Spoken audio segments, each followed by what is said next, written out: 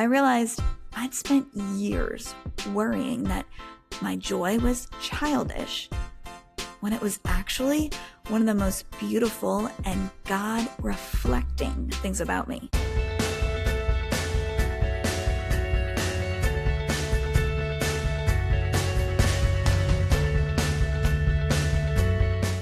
Hey friends, welcome back to the Joyful Rebel podcast. Last week, we talked about outsourcing our discernment and what happens when God interrupts who you've been trusting. I ended with a little tease because, yes, I did eventually get baptized again, but it took longer than I'd like to admit. And that year in between, the space between the nudge and the obedience, it may have actually been one of the most sacred, personal, life-changing years of my life. Because it was the year that I finally got brave enough to listen, not just to God, but to me, to my inner storyteller, to the parts of me that have been trying to keep me safe for decades, just not always in ways that I would have chosen if I'd been fully in the driver's seat. Friend, if you've ever felt like you're doing all the right things but still feel disconnected from yourself inside them, this episode is for you. In the Restory arc that I teach, this is what we call the Joyride. It's the season where something in you wakes up. You're not fully there yet, but you're not asleep anymore either. You've got hope, you've got energy, you've got that flutter of maybe life can feel different. Here's the part that nobody tells you. The Joyride can feel amazing, and it can also feel tender as heck, because joy makes you visible. And visibility invites resistance. After that retreat that I shared about last week, after that moment when God basically side-eyed me with love and said, "When will you stop trusting man over me?" I declared what I called a personal sabbatical. Let me be clear. I did not float off into the wilderness wearing linen and drinking herbal tea while angels braided my hair.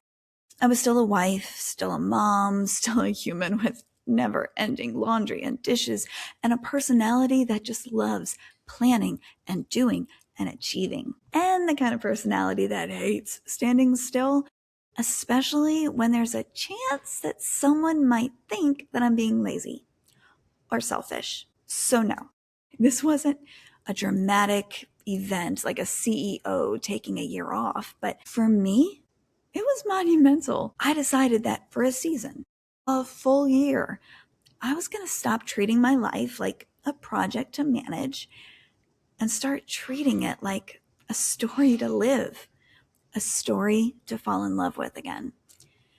I unplugged from the kind of busyness that looks productive, but keeps you from hearing your own soul. And I started doing what I call heart work and soul work.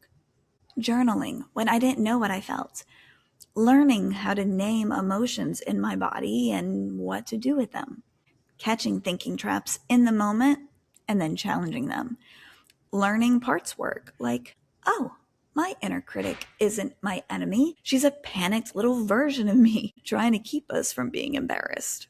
Learning self-compassion, which I know can sound fluffy and totally woo-woo, until you realize that it's actually the difference between growth and self-abandonment. And the wildest part, the more I listened, the more life started to feel magical. Yep, magical. And I know that too can feel woo-woo or even taboo in certain Christian circles, but to me, magical means noticing the sacred shimmer in ordinary life. Things like sticky hugs and snort laughter, that glittery spark that appears whenever we dare to choose presence over perfection. It's discovering the mess is where the miracle lives. And that's what life started to become. Not perfect, not even close. It wasn't easy. I wrestled with myself, with God, with old resentments, but it was alive. One of my favorite personal beliefs, and I mean it, one of my absolute favorite beliefs, is this. Life is a sacred treasure hunt filled with hidden chances to live our purpose. And God's glittering fingerprints guide us daily, if only we look. So during that year, I started looking. I expected God to show up. Sometimes it was big, like a moment in prayer that made me feel seen to the marrow. Sometimes it was tiny, like a song lyric at the exact right moment. It was a breeze on a really hot day, and I live in Houston, so hello. It was a kind cashier, a painted rock on my usual walking route, a sentence in a book, a meme on Facebook or Instagram that felt like God had underlined it with sparkly highlighter and said, "This, here, pay attention." And as thrilling as all of that was, that's also where the early rumbles started. Because sometimes I looked and I didn't see anything. Sometimes I reached for magic and I got silence. Sometimes I prayed for a glittery sign, a prickle on my skin, a dazzling sunset, anything to show that he was listening. And nothing happened. It made me feel exposed, vulnerable, like, okay, Lord, I'm here, I'm listening, I'm believing. Hello? And that's when all the old patterns tried to jump back in. Friend, if you're multitasking right now, come back to me because this matters. When you stop numbing yourself with busyness, you start feeling, like really feeling. And I learned something important the last few years. I have parts of me that loved this new life and parts of me that were terrified. Real talk, they still are. Because we never just arrive in life, you know? If you're still breathing, well, like one of my favorite songs says, yes, you have a reason to praise the Lord and also lots of time to doubt that praise, to doubt yourself, and to backslide into old habits. The Joyride part of me was like, yes, we're free. We're becoming the leading lady. We're wearing all the bracelets. I'll explain that in a future episode. We are romanticizing our life. We are noticing sun rays like they're messages from heaven. We are here. And the protective parts were like, okay there, but slow your roll. What if people think you're too much? What if you disappoint someone? What if you're wrong? What if you get your hopes up and God doesn't come through, at least in the way you want? Eek! That's some real talk right there. Or what if you step into what you feel called to do and you fall flat on your face? Because here's the thing. Sometimes the resistance isn't from the devil or from your enemies or your circumstances.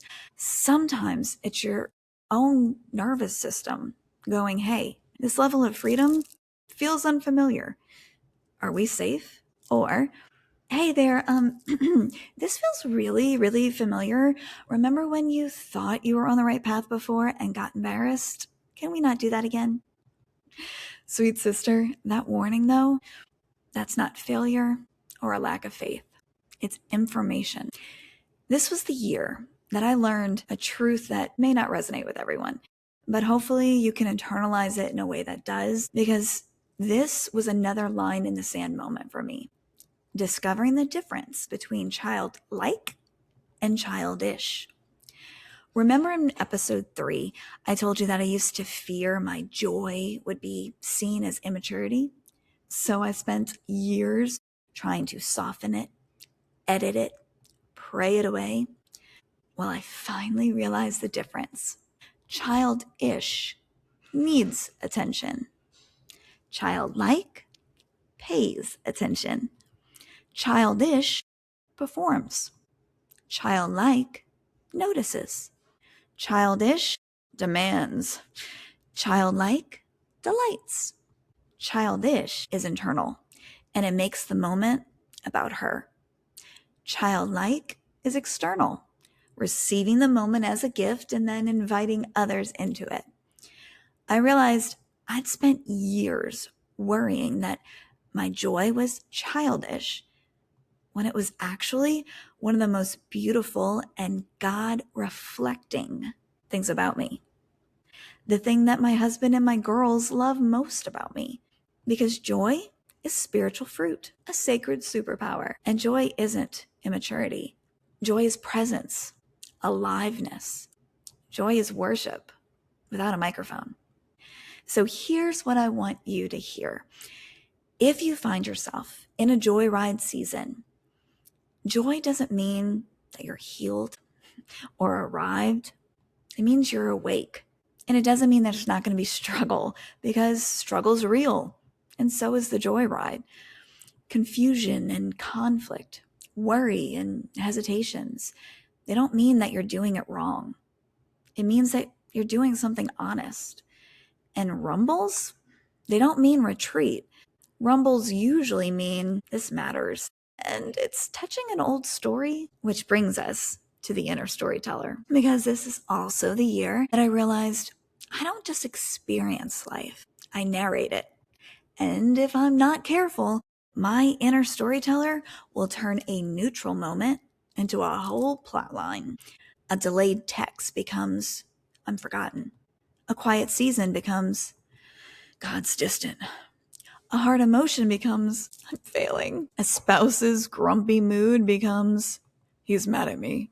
And sometimes a relative cleaning the kitchen after the holiday meal becomes they're judging me, instead of maybe, just maybe, they want to help. Not like I speak from experience or anything. Sorry. Okay, so the work isn't to force joy. The work is telling the truth about what we feel without letting fear write the ending. The real work is reclaiming the pen. All right, here's your tool for the week. It's simple but powerful. It's called Everything is Information. If and when you feel yourself spiraling, whether it's joy or doubt, we're going to notice, name, normalize, and then take the next step. So try this. Step 1, notice. What's happening in me right now? In my body? Are my shoulders tense? Is my heart pounding? Do my limbs feel light? Do my steps have a bounce? How about in my head? Notice your thoughts, the story that you're telling yourself, the place your thoughts are bringing you back to, if you're like me, again and again. In my heart, notice the emotions that I'm feeling right now. So that's step 1, notice. Step 2, name. Put language on it without judgment. I feel excited, and I feel exposed. I feel alive and afraid. I feel hopeful and vulnerable. And if you struggle with naming emotions, you are my people. So I created a free resource called the Harmony Bloom Emotion Map. It combines some of my favorite tools that I learned to help me identify what I'm feeling, what my body cues might be telling me, and what to do next. It'll be linked in the show notes. Okay, step 3, normalize. Of course I feel this. I'm growing. I'm changing. I'm becoming. This is a nervous system response, not a sign of moral failure. This is just information about me to help me reclaim agency in the moment. And that leads us to step 4. Take the next step. What's one small step that you can take today? A pinky toe step of courage. It doesn't have to be perfect. It doesn't have to be dramatic or big or performative. It just has to be honest and real. My sabbatical year is also when I created what I call radiant statements. They're little internal anchors that keep me from drifting back into performance. I have several of them listed on my website at rachelharrisonline.com, but a few favorites are: I choose who and how to be today. And you can also choose that multiple times within a day, by the way. I have the courage to be unique. I name fears and I remove their power. I have agency. I'm not a victim or a martyr. Life is messy. I show up anyway. And when we dare to be vulnerable, lives change, especially our own. So these aren't cute sentences, although they are kind of cute, but they've actually become guardrails. When rumbles show up, and they will each cycle through the Harmony Bloom pathway, these and my other tools give me something to hold on to. So let me ask you something, friend. Are you in a joyride season right now? Is something waking up in you? And if so, is something resisting it? What if none of that means that you're broken or failing or stuck?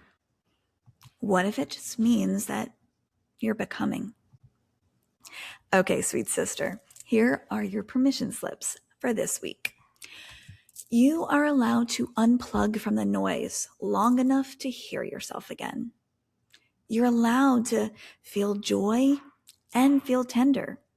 Real life is full of paradox, both and. You're allowed to listen without rushing the ending. Next week, we're talking about what happens when old stories hear new freedom and try to pull you back into hiding. Because the roar doesn't always come from out there. Sometimes it comes from the places you first learned to disappear. Until then, joyful rebels, stay honest, stay present, and look for your own sacred glittering fingerprints. I'll meet you back here next time.